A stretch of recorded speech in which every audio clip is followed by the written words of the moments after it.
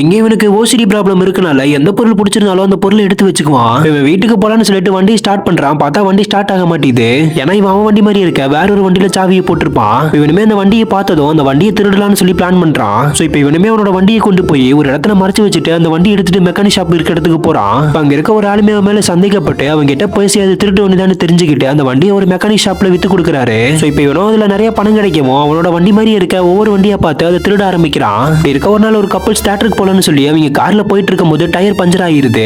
அந்த பொண்ணோட லவர் மூவிக்கு டைம் ஆயிடுச்சுன்னு சொல்லி அவன் ஃப்ரெண்டு பைக்கை வாங்கிட்டு போறான். இந்த திருடனும் அந்த கப்பல்ஸ் வந்த வண்டி இவனோட வண்டி மாதிரி இருக்கும். அந்த வண்டியை திருடலான்னு சொல்லி பிளான் பண்றான். சோ இப்போ இவனோட வண்டியை தியேட்டர்லயே விட்டுட்டு அவங்க வந்த வண்டி எடுத்துட்டு போறான். இவன் திரும்ப வரக்கு லேட் ஆகவும் அந்த கப்பல்ஸ் அவங்க பைக் நினைச்சு இவனோட பைக் எடுத்துட்டு போயிடுறாங்க.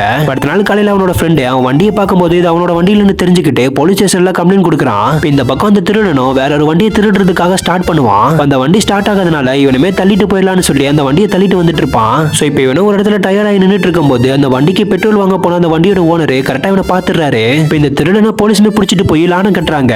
இப்போ அந்த திருடன் அடி வாங்கும்போது தொலைஞ்சு போனவனோட பைக் ஸ்டேஷன்ல நிக்கிறத பார்த்துட்டு ரொம்பவே சந்தோஷப்படுறான். சோ இப்போ அங்க இருக்க கான்ஸ்டபிள் வெளியே போன நேரமா பார்த்து அந்த ஸ்டேஷனோட ஓட்ட பிரிச்சு அவனோட பைக் எடுத்துட்டு அங்க இருந்து தப்பிச்சு வந்துடுறான்.